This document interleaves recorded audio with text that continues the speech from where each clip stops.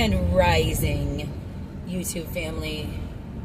It is March 19th, Wednesday, 2025.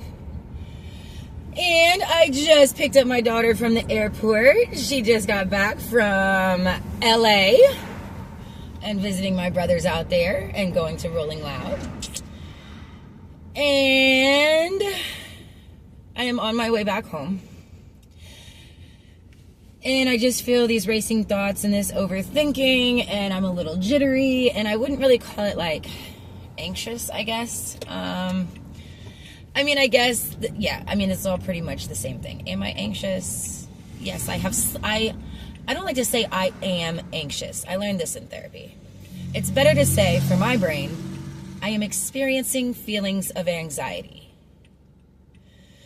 That's right, Sooz. I am experiencing feelings of anxiety, which is actually normal. And that way it doesn't say I am something. Because I am not always anxious. It's just intermittently. But I really don't have any reason to be anxious, really. I do have kind of a full day. The thing that is most prominent on my head right now is I have a meeting with my lawyer for this court case that I've told you all about a little bit. I really can't talk about it because it is active and ongoing. However, my jury trial is next week, and so I have a meeting with my lawyer today to prep for that. And so there's really nothing to be anxious about. This is actually good. This is a good thing that we're going to, go over things, and I'm going to get my answers to the questions that I have. And I've already written down 3 pages of things, of key points that I wanted to either ask or talk about. So that's fun. I did email it to her yesterday, though. Or the day before yesterday? No, yesterday. No, day before yesterday. I don't know. I emailed it to her within the last 24 hours so that she just kind of had a heads up of what was on my mind. And stuff like that. This guy is trying to wash the side of his car with a water bottle. That's cool. He has no idea I just got that on video.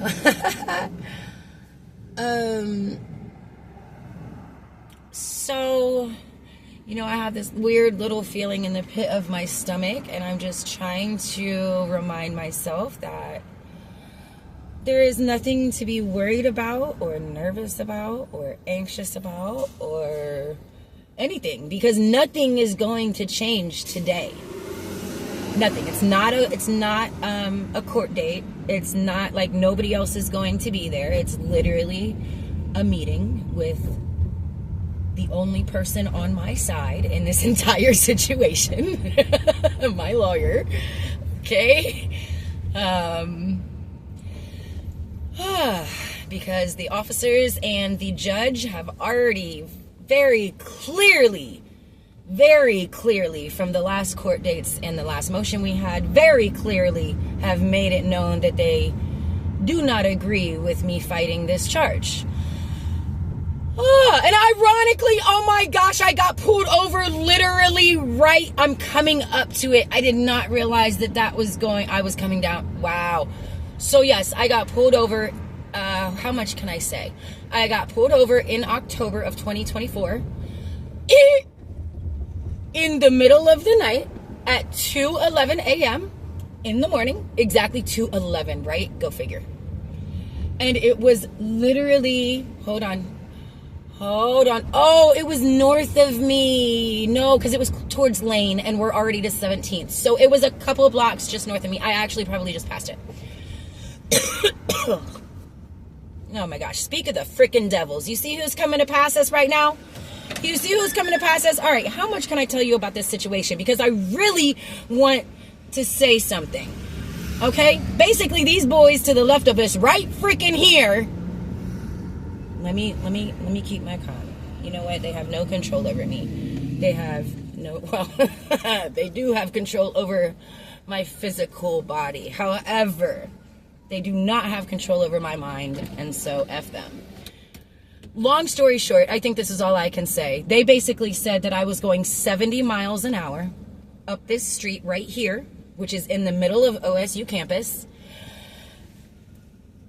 at the exact time that bars let out. And this entire street is full. Wow, look at them. They are just hot and freaking heavy today, boy. Okay, you know what? Breathe, Sooz. This is all right, I'm actually glad I'm getting this out. I'm verbalizing this. You know, it's cool. Yeah, long story short, and they let's see, what can I say?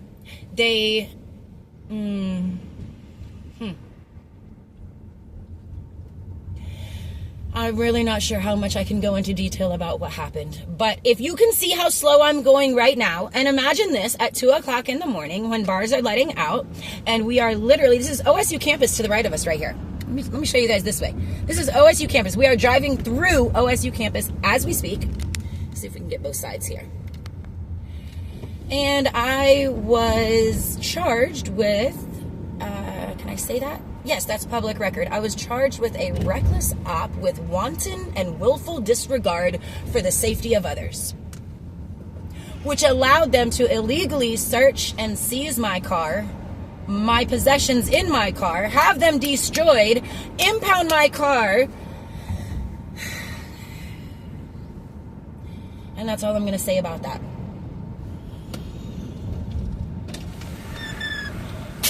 And so I'm fighting it. I'm fighting it because I know I wasn't going 70 miles an hour.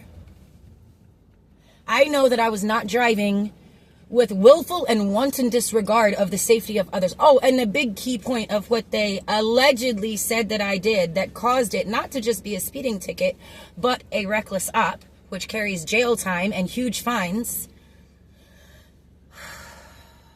Slow down.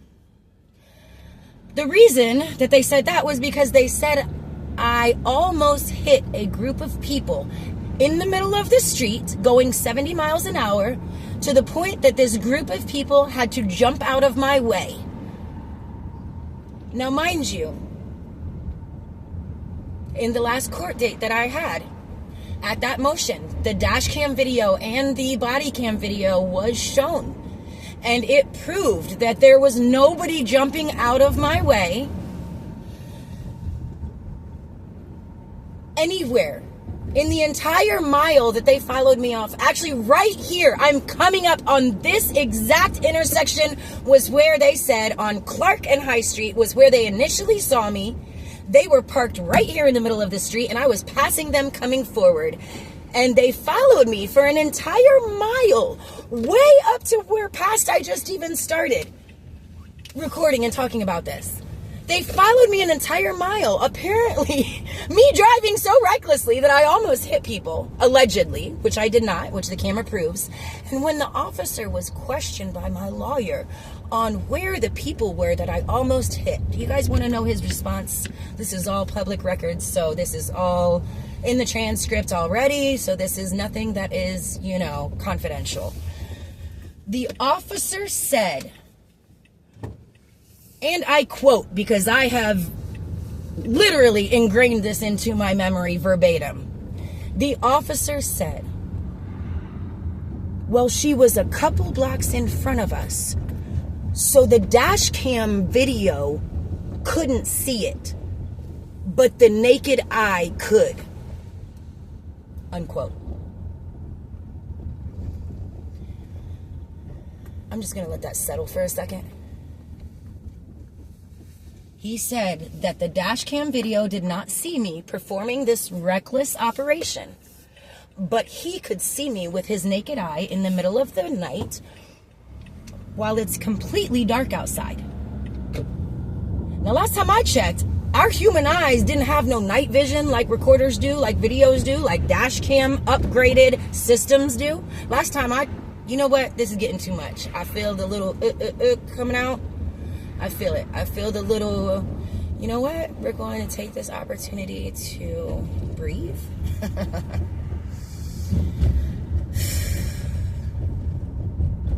And remember that they have no control over my mind or my mood. And while they do have control, fake control over what happens to my worldly record, or by throwing this worldly body into jail or not, they can never get inside my head. And I have to remind myself of that. So you know what? It doesn't matter, because nothing really truly matters except the state of our mental health. Even if I am in a cell with absolutely no freedom, they can never lock up my mind. So there's no reason to be irritated or upset or mad or angry, or even let them see that, or even allow myself to let them inspire those emotions in me, because are you kidding me? They definitely don't deserve that. So why give them any more power than they've already taken, you know, Sooz? You know, you just have to, you are not gonna fucking cry over these bitches. You are not.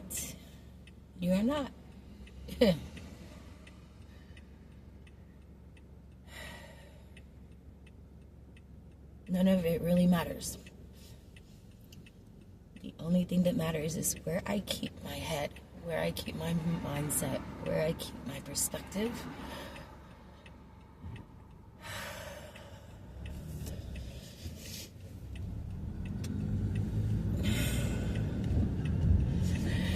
And as long as I keep doing everything I can in my power, like going to this meeting and preparing myself to plead my case and plead the truth, my truth, the truth. And as long as I do as much as I can to stand up for myself, that is all that matters. And the result really doesn't matter, because that's just somebody else's opinion of me. And yeah, it's really messed up. It's really messed up that they can have this power over me and everybody else in the world when I know so many people are wrongly accused and sitting in cells right now as we speak, in much worse situations than I'm in. For stuff they either didn't do at all, or, you know, just the story is never what they make it seem like. And, you know, sometimes we're the ones that have to suffer. But just like I said yesterday, that's where we learn our biggest lessons and build the most character and get the deepest experiences. And so it's okay.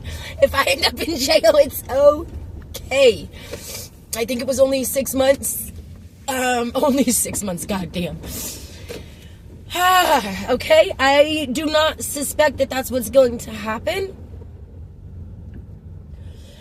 However, I do want to prepare myself. So if that does happen, you know, I'm not manifesting it, but I am preparing myself so that if it does happen, because I've already seen the attitude and the, you know, they've already shown me where they're at. They've already shown me, you know. So I just have to stay strong, and I just have to not give up, and I just have to follow through for what I know is right, and for what I know is true. And I've come this far, and there's literally no going back now. There's literally no going back now. There's not. There's no going back. And the whole reason I started was because I'm tired of just chalking it up to the game. I'm tired of saying, that's life, it's not fair. I don't, you know, if I was guilty of this, I would have taken accountability immediately. If they had slapped me with a 10 miles per hour above the speed limit charge with just a speeding ticket, none of us would ever be here. I would have paid the ticket and we would have been gone and done with this. But that's not what happened. And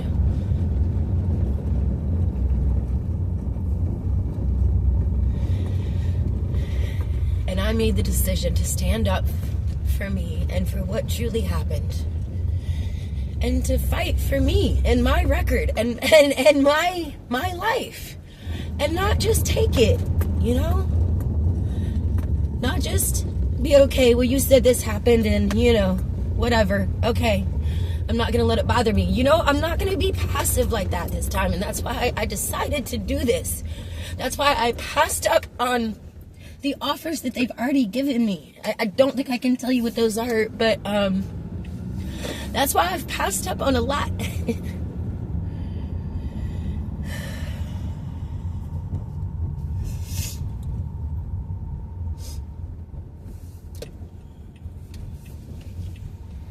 I'm glad I started talking. I need to get this out. I need to get this out before I go to see her. And I need to talk through this. And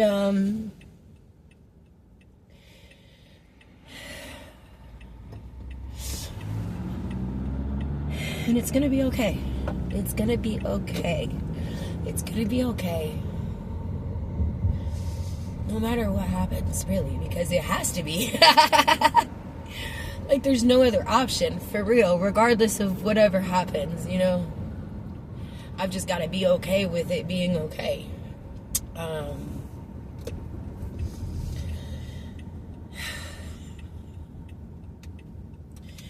yeah, I can't stop now. I can't go back now. I can't say, okay, I've done this thing that you said I've done, because I don't want to keep going and I don't want to keep fighting. Like, what? But they make it hard, let me tell you, man. Whew. They make it hard for you to stand up for yourself. And they make it... This is not an easy thing to do. So, if you're in this situation, or if you've ever fought for yourself, or if you've ever just been in the court system at all, like, you know, you're not alone. And... you know, I'm just so grateful that it's not anything more serious, like, you know, with what they've done. And when I was sitting in the back of that cruiser, cuffed behind my back, and my daughter was on the side of the road, and they were... Oh, hold on. I can't go that far.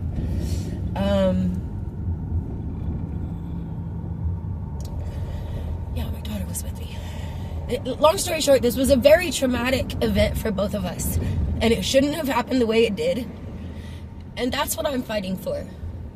And this is actually making it more traumatic for me just to go through this. And I'm on my 5th court date now. And since October, what is that?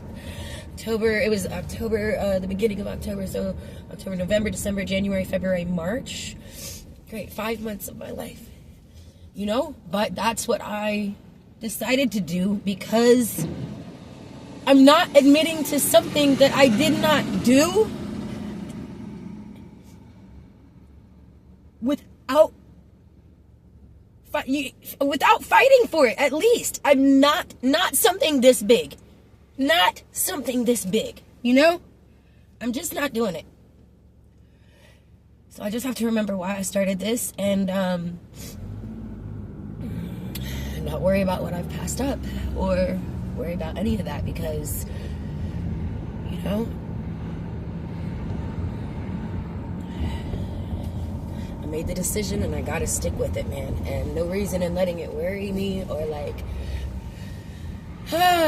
ruin my days, or, you know, cause panic attacks or depression, or, you know, make me stop functioning or anything like that, because I am the one that decided to take it here. I'm the one that decided not to lay down and say, okay, I'm gonna go ahead and pay this fine and take this charge and do whatever you tell me to do, just because I don't want to fight for my own right, for my own truth. Like, no, Sooz. No, you're going to stand up and fight, and if you end up in jail, so be it. So freaking be it. And just know that at least you freaking tried. And just know that you tried. That's it. That's it.